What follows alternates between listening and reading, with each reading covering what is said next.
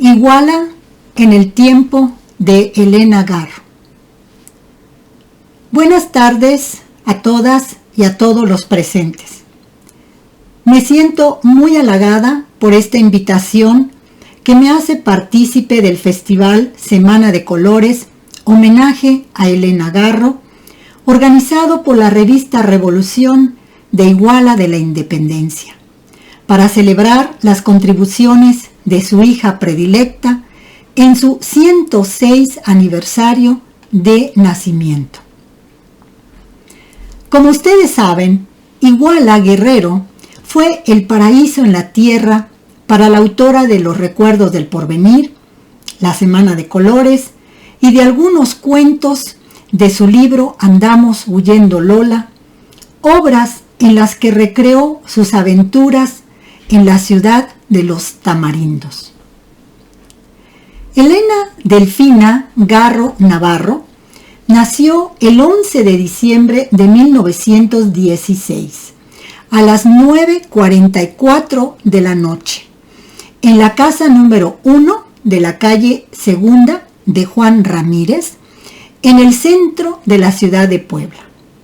Sus padres fueron José Antonio Garro Melendreras, un inmigrante español originario de Infiesto, Asturias, y su madre, Esperanza Navarro Benítez, oriunda de Chihuahua.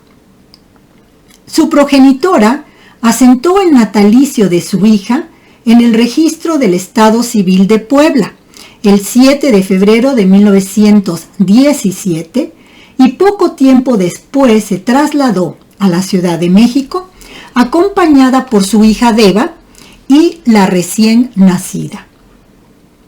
Por lo tanto, Elena no nació en Iguala.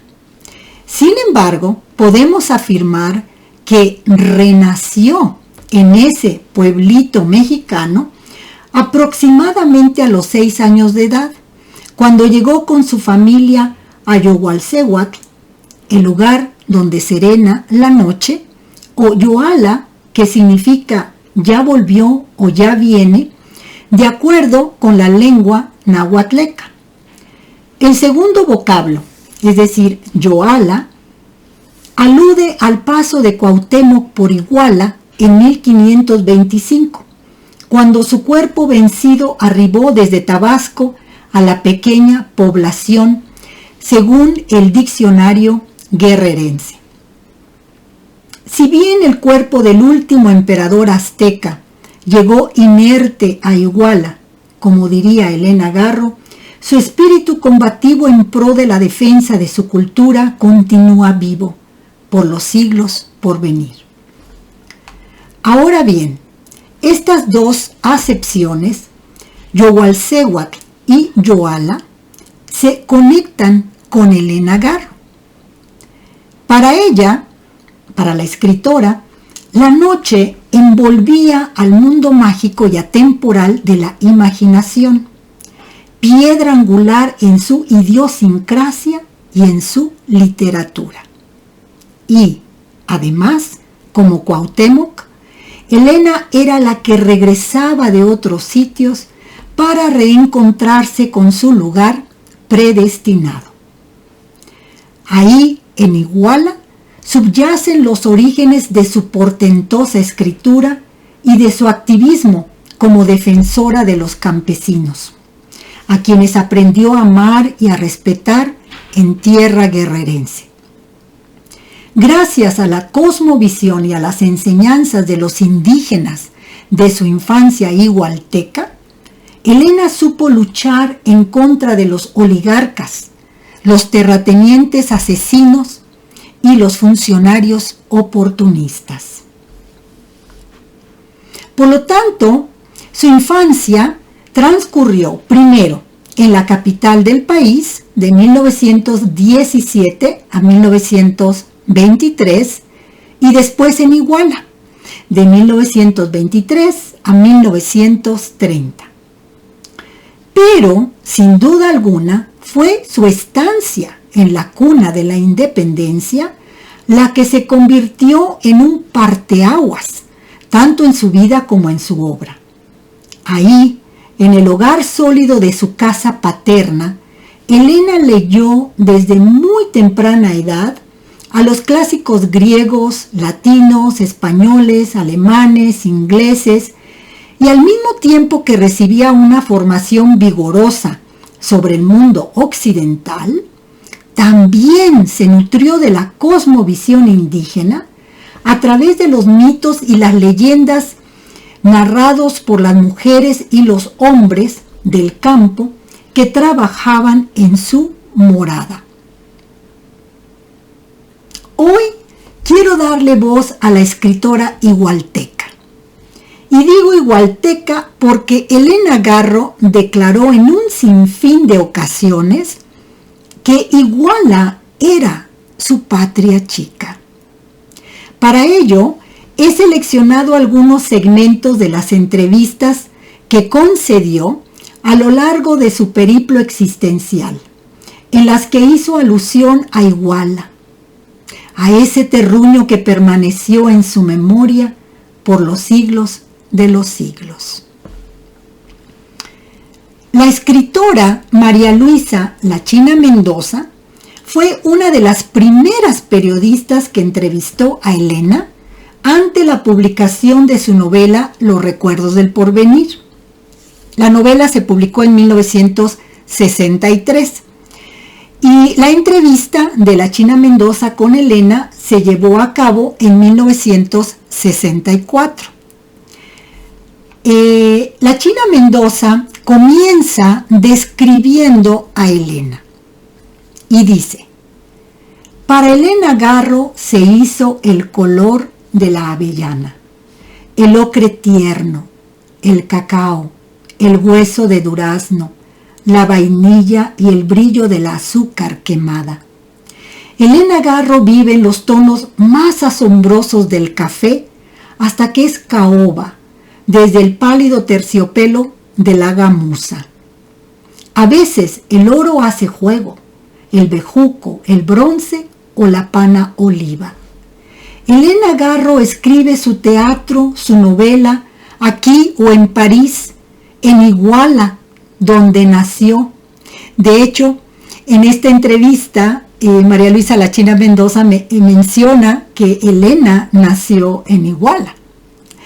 Bueno, entonces continúo. Escribe su teatro, su novela aquí o en París, en Iguala, donde nació, o en Suiza, después de huir de la nieve que es negra de noche y tiene espejos quebrados que parpadean. Elena Garro acaba de publicar Los Recuerdos del Porvenir, la historia de Ixtepec, un pueblo de cuartos airados para que se vaya o se meta el calor, lugar de corredores que trinan y aguas frescas, la plaza para oír y andar la serenata, bailes caseros, muchos animales y la revolución en el horizonte, y los cristeros y los generales de las cuscas. Los personajes que tienen vida propia y laten contemplan el devenir del tiempo comparándolo con los recuerdos que se han forjado del porvenir. Pero se quedan en la última página y el lector ya no puede más seguirlos en sus vidas o en sus muertes. Por eso había que ir a preguntarle a Elena Garro qué sería de ellos. ¿Qué dirían si caminaran nuestras fechas y nuestros inviernos, sus personajes, esos personajes que si estuvieran aquí presentes con nosotros, como en un jugar al porvenir de los recuerdos, con Isabel Moncada, el general Francisco Rosas, los hermanos Moncada, Juan Cariño o Tomás Segovia, nomás para darnos un quemón.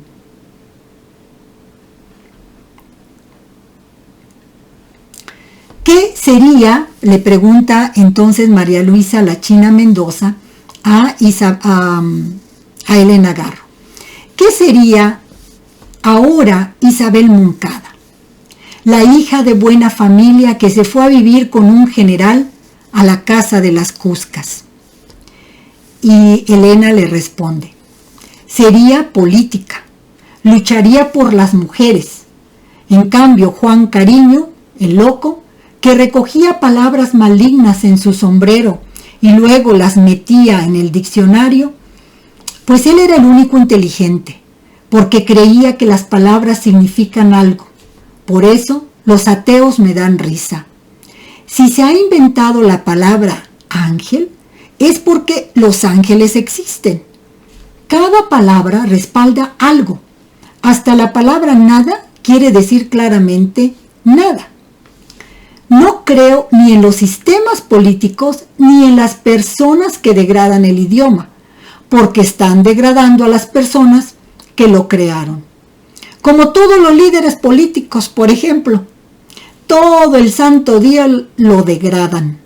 Inventan una jerga política corriente y soez. Por eso, al pensar en los niños de hoy, que se mueven en un ambiente terrible, el de los capulines y piporros, me asusto tanto.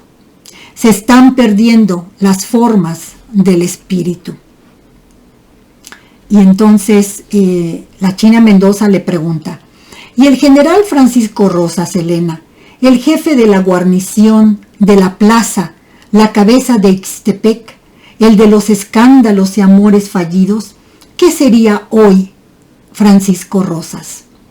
Y Elena le responde, quiero mucho a Francisco Rosas, es del tipo mexicano que se perdió. Tiene todas las capacidades para ser un gran hombre, vive en su país y forma parte de un movimiento en el que perdió su destino. Rosas ahora estaría en la miseria, iría acabando mal. En realidad fue alguien que existió de veras. Era guapísimo. Destilaba soledad. Hace 8 años vine a México y le seguí los pasos. Supe que cometió cosas que la historia de México le reclama. No diré su nombre, solo que estaba destinado a actos heroicos, tenía vocación de héroe. Indagué entre las altas esferas y supe que iba al Café Regis, lugar de reunión de asesinos. Y allí estaba, siempre solo, frente a un café, con un aire trágico que lo envolvía. Aún le quedaban huellas dramáticas de su belleza en aquella cara de tigre, de león. Bueno, Elena Garro no menciona el nombre del general en el que está inspirado el personaje de Francisco Rosas, pero les voy a decir quién era este general. Yo creo que ustedes ya lo deben de saber, era el general Claudio Fox, quien persiguió a los cristeros en Iguala de 1926 a 1927, cuando Elena vivía en Iguala con su familia. Y bueno, entonces vamos a continuar. La China Mendoza vuelve a describir a Elena Garro y dice, Elena, tabaco oscuro, tabaco claro, heno, paja, lino, barro, pistache, almendra, piel. Cuando habla del general Rosas se enardece, casi alcanza la lucidez que da la ira. Es que es su consentido. Esa es la mera verdad. Al personaje que más le perdona. Y Elena le comenta a la China Mendoza, mira, Octavio Paz me dijo que yo soy el general Rosas. Mi sobrino Guerrero Galván también lo mismo. Y es que Francisco es bueno y noble. El drama de quien no tuvo la posibilidad de desarrollar una vocación. Cuando se vive mucho en México, dice Elena, uno se da cuenta de la capacidad que tiene cada mexicano en potencia, pero que por azares distintos no ha podido desarrollar. México es un país de grandes hombres frustrados. Cuando veo la mediocridad de otros países me da rabia. Aquí pateamos a los mejores y ensalzamos a los Tomáses Segovia, a los escribanos.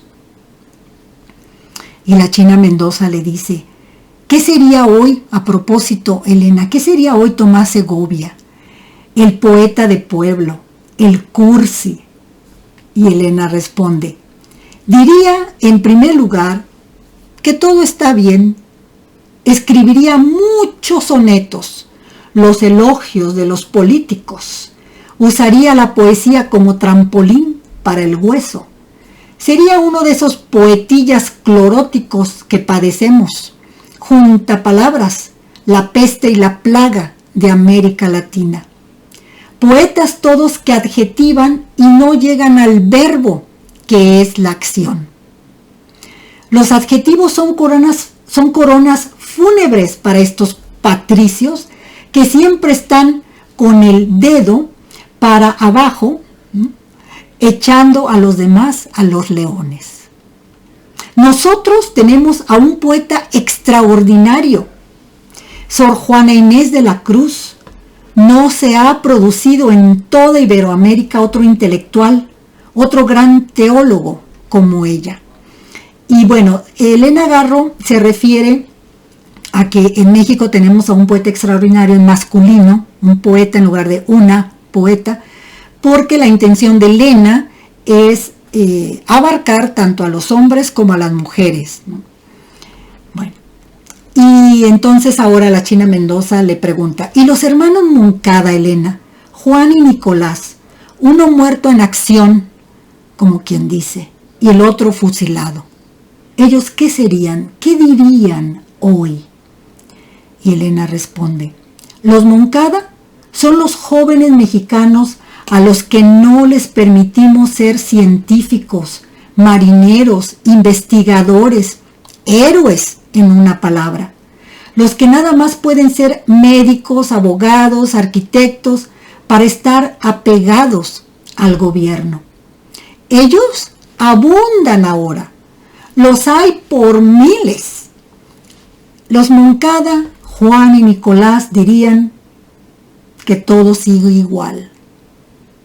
Todo sigue igual y tendrían que volver a morir y de la misma muerte.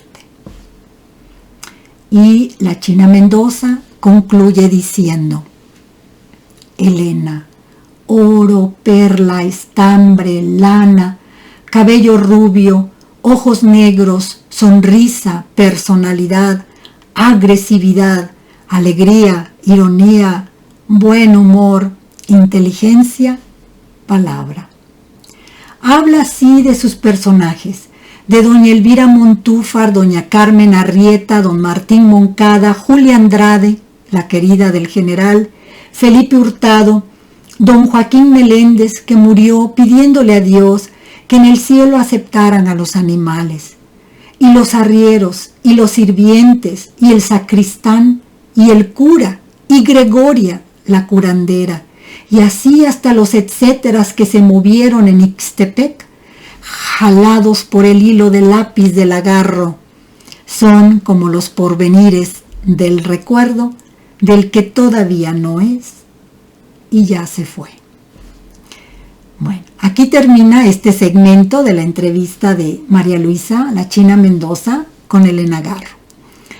Ahora les quiero compartir otro segmento de una entrevista, esta de 1965, realizada por el académico estadounidense Joseph Somers, que viajó a México para entrevistarla, y también a raíz de la publicación de Los Recuerdos del Porvenir. A Joseph Somers, Elena le explicó la dualidad cultural que persiste en los mexicanos, y con su palabra crítica y punzante como un escalpelo, Elena atacó el racismo y el sistema político totalitarista de México.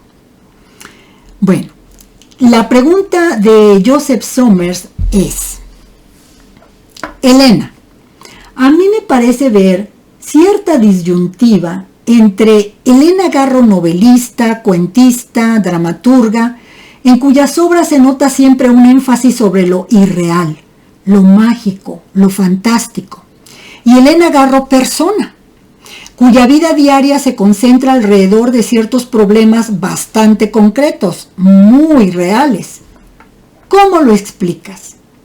Y Elena le responde, mira, en México hay una dualidad. Hay un abismo entre lo que es el mexicano de la ciudad, que va a la escuela, y el mexicano del campo, que no estudia. Son dos culturas. Podemos decir que los de la ciudad somos los occidentales de México. Pero somos occidentales a medias, ¿verdad? Porque disfrutamos de la cultura occidental. Y la gente del campo vive en una realidad mágica y en una cultura que no tiene nada que ver con la cultura occidental, en donde la idea del tiempo cambia, la idea de Dios cambia, en donde se aparecen fantasmas todos los días, en donde todo es mágico. Y como yo convivo mucho con los campesinos, entonces yo sé que el defecto de los escritores mexicanos de la ciudad justamente es que no reconocen esa dualidad mexicana. Si fuéramos realmente inteligentes, podríamos inventar una cultura importante en México, pero no lo somos. Y aquí lo que Elena Garro quiere decir es que no somos inteligentes los mexicanos, o los mexicanos de la ciudad, ¿no? Ella hace alusión a esos mexicanos racistas. Ella está haciendo alusión a los mexicanos racistas, a los que no quieren aceptar, a los que rechazan sus raíces indígenas. Cuando esta dualidad, esta riqueza del mundo indígena en combinación con el mundo occidental, es lo que nos enriquece, lo que nos hace únicos y diferentes a todas las demás civilizaciones. Bueno, entonces le dice Joseph Somers, para ti, Elena, Los recuerdos del porvenir es una novela realista que trata la realidad, y Elena lo interrumpe y dice, sí, es una novela que trata la mentalidad campesina. Mira, cuando pasa algo fuera de la Ciudad de México o en los pueblos, le dan 1000 finales. Bueno, eso te pasa en cualquier parte del mundo, ¿verdad? Que todo se vuelve mitológico.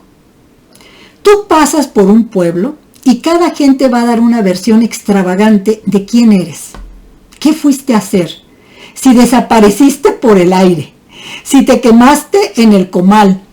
Y como yo vivía así de chica, si no me dormía, las criadas me decían, vamos a dejar las cenizas calientes y vienen las brujas a calentarse las canillas. Yo lo creía. Entonces para mí es muy real eso también. Así es que yo creo que sí, mi novela es realista. Porque mira, mi parte occidental es práctica. Y creo que mientras no se hagan ciertas cosas, México no tiene destino. Y los mexicanos no tenemos destino. Y sí, es un pueblo angustiado. Por eso en la novela una señora dice, ojalá y hubiera un buen temblor de tierra. Porque el mexicano tiene una nostalgia de catástrofes. Yo lo digo siempre. Cuando no se pueden arreglar las cosas reales así, prácticas de todos los días, tenemos nostalgia de catástrofes para que suceda algo, para que cambien las cosas, para que cambie la situación, cambie la corrupción, cambien las injusticias, cambien las masacres, cambien los asesinatos, ¿no? Es lo que nos está diciendo Elena.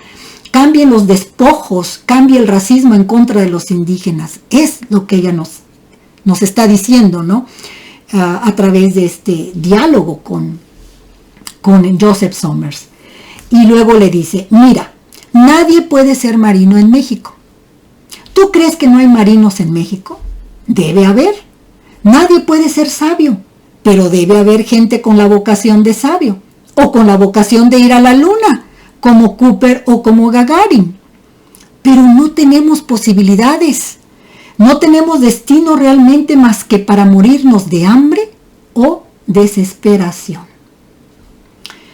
Bueno, y quiero mencionarles, aquí termina el segmento de la entrevista, pero quiero mencionarles que de hecho Joseph Somers dijo en una ocasión, Elena Garro, en su interpretación del pasado de México, es aún más amargamente crítica de la revolución en conjunto que contemporáneos suyos como Tomás Mojarro, Sergio Galindo, Carlos Fuentes, Rosario Castellanos, entre otros.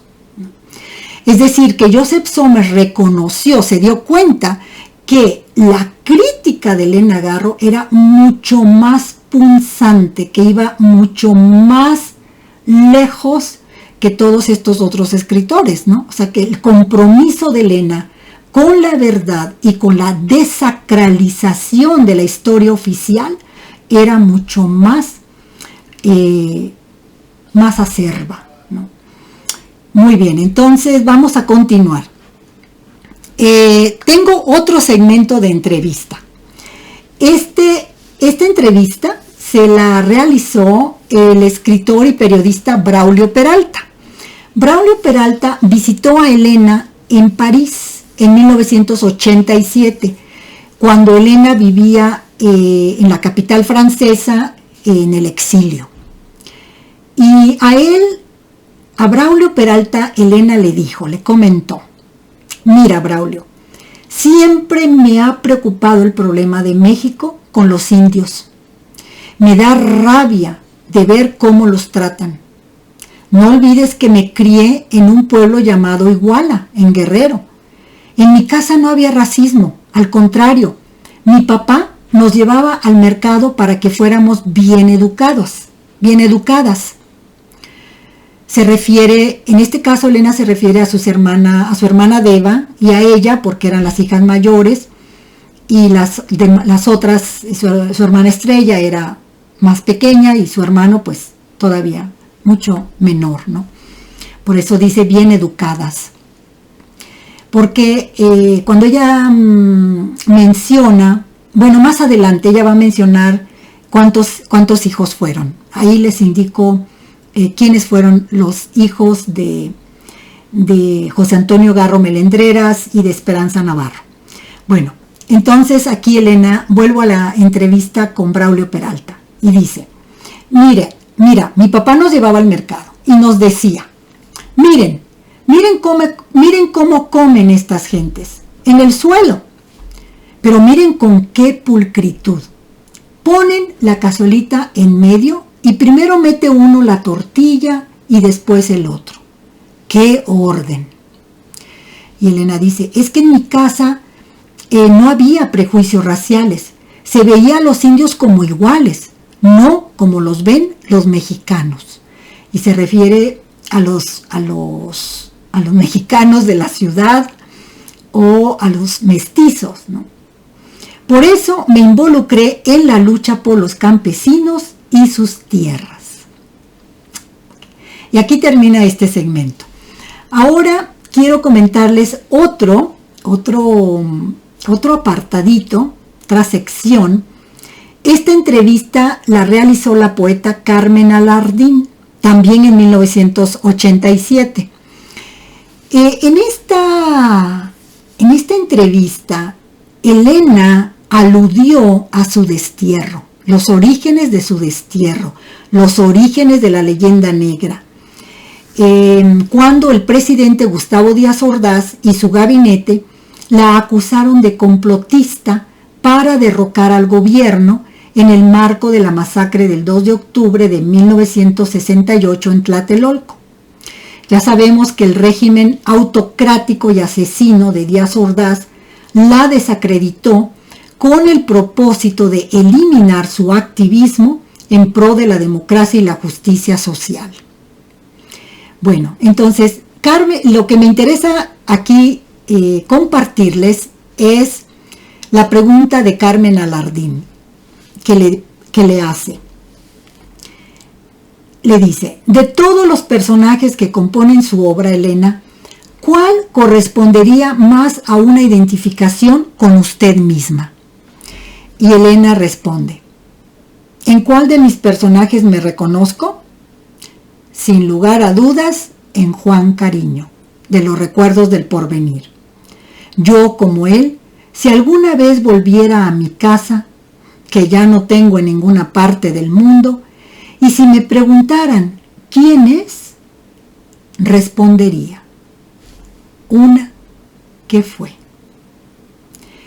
Con esta acertada respuesta, Elena reveló su poder de síntesis, así como su clarividencia, pues de alguna manera, al desmenuzar, al deconstruir, al desmantelar la historia oficial de México en los recuerdos del porvenir, Elena predijo su destino, porque bajo cualquier sistema autocrático no existe otro futuro.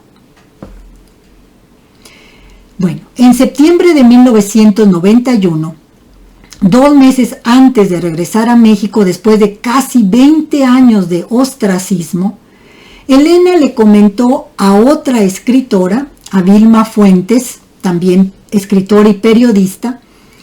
A ella le comentó cómo se había iniciado como escritora, en Iguala, ¿no?, de niña.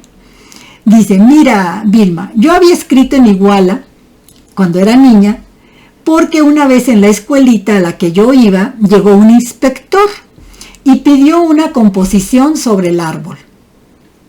Yo gané el premio y tuve que recitarla en el Zócalo delante de las autoridades. Papá me mandó con Rutilio, el mozo, quien me subió a fuerzas a la tribuna. ¡Qué vergüenza pasé! Y Elena recuerda una de las frases de esta composición, probablemente la primera frase, ¿no? Centinela de la llanura. Y lástima que Elena no guardó esa composición, no tenemos noticias de que haya sobrevivido. Quizás algún día por ahí aparezca, ¿no? Con Elena nunca se sabe. Bueno, entonces, para continuar con la respuesta que le da Elena a Vilma Fuentes, dice: mira, Vilma, cuando yo daba mucha guerra, el profesor Rodríguez, quien también fue profesor de Jorgito Soberón, le decía a mi papá: no se preocupe, esta niña será una gran escritora. Porque al redactar una invitación al baile usé la palabra gentileza. En esos recuerdos, Vilma, es en lo que más me gusta pensar. Porque cuando pasan los años, lo único que queda es la infancia. Es lo único que me parece real. Pienso mucho en mis padres, en mis hermanos. Éramos 5. Sí, efectivamente eran 5. La hermana mayor, Sofía, que murió pequeñita. Luego fue Debaki, Elena, la tercera, Estrella, y el único hijo varón, José Albano. Bueno, y entonces Elena, para continuar con su respuesta a Vilma, le dice: yo viví en Iguala hasta mis 13 años, Vilma. Después me enviaron a México para entrar en la secundaria, porque en Iguala no había maestros suficientes. Aparte del profesor Rodríguez, eran papá y mi tío Boni quienes se encargaban de los idiomas, las matemáticas, la gramática y la literatura. Pero, ¿sabes? Yo no quería ser escritora. No me parecía algo muy importante. Me parecía más importante ser lectora. Yo, en realidad, quería ser bailarina o actriz. Y un fragmento más de otra entrevista. Hacia mediados de los años 90, cuando Elena ya estaba instalada en Cuernavaca, Elena regresó a vivir en Cuernavaca en el verano de 1993, junto con su hija Elena Paz. Y ya a mediados de los 90, ella ya instalada en Cuernavaca, Miguel Ángel Quemain la entrevistó.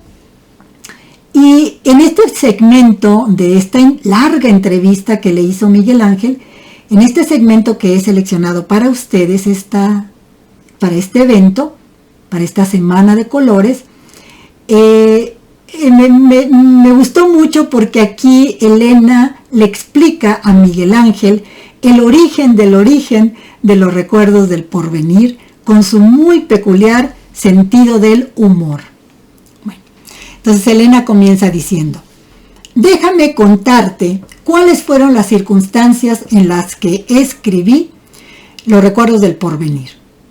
Yo estaba enferma en Berna, estaba muy deprimida y empecé a acordarme de mi infancia y del pueblo de Iguala, de la gente que conocí, cómo vivían y lo que hacían. Así empecé a escribir la novela. Pero yo me sentía el pueblo.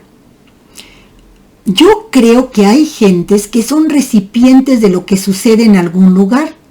Y como la gente se ha olvidado, se han olvidado de Iguala y de todo lo que sucedía, yo me atribuí el derecho de la memoria, porque yo no me he olvidado. Así empiezo a ser el pueblo, la voz del pueblo. Esa voz es la mía, y poco a poco fui dejando entrar otras voces, otros personajes. Hacía muchos años que yo no venía a México cuando escribí sobre Ixtepec. Los recuerdos del porvenir no es más que la presencia del pasado en el lecho de una enferma que recuerda todos los chismes, las historias, los dramas y consejas que presenció y escuchó de niña. Y entonces Miguel Ángel le pregunta, ¿quiere decir que no podemos hablar de invención sino de recuerdos? Y Elena responde, sí, porque yo no invento nada, fundo realidades para crear una nueva. Ahora, yo recuerdo perfectamente la novela y sus personajes porque eran reales y me impresionaban mucho de niña. De esa novela es de la que más me acuerdo. De Juan Cariño, el general Rosas, que en realidad no era el general Rosas. Bueno, tenía otro nombre.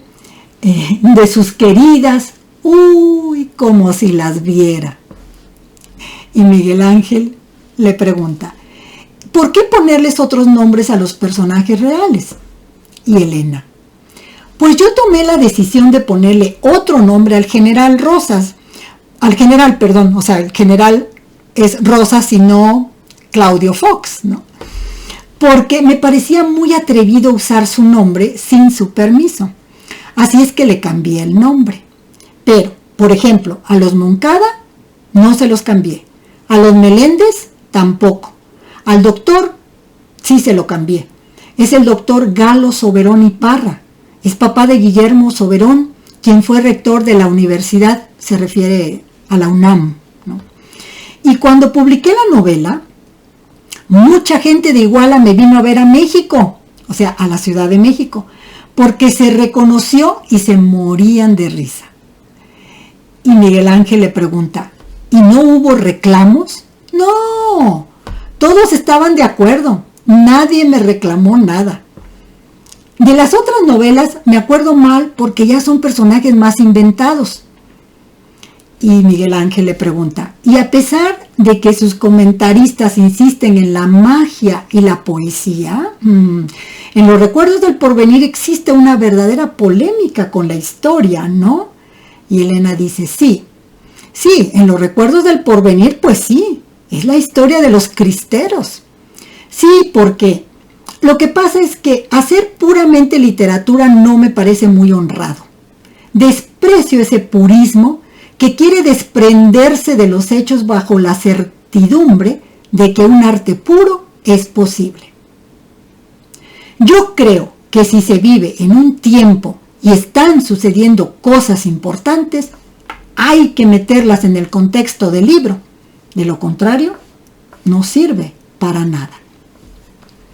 Y bueno, aquí a lo que se refería Miguel Ángel Quemay no es que Elena hace una deconstrucción, desmantela lo que sucedió durante la Guerra Cristera, ¿no? Elena plantea que la Guerra Cristera no es más que una continuación de la revolución, de la traición a la revolución por los generales que se quedaron, que tomaron el poder o que usaron la revolución como un trampolín para apoderarse de todo, de México, del gobierno, de las tierras. Los campesinos volvieron a quedar despojados de sus tierras, etcétera, ¿no? En fin, que Elena hace una revisión muy acerba y muy realista y muy punzante sobre la corrupción del gobierno posrevolucionario y la masacre que cometieron tanto terratenientes, porfiristas que volvieron al poder, como los nuevos generales que masacraron a los campesinos con el pretexto de la guerra cristera, el pretexto religioso, para en realidad despojarlos de sus tierras.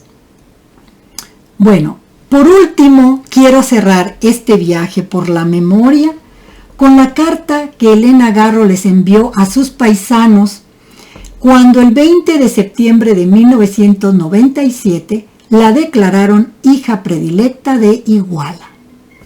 Y dice así: queridos amigos, estoy muy feliz con el honor que ustedes me hacen en adoptarme como hija de Iguala, puesto que antes yo adopté a Iguala como mi patria chica.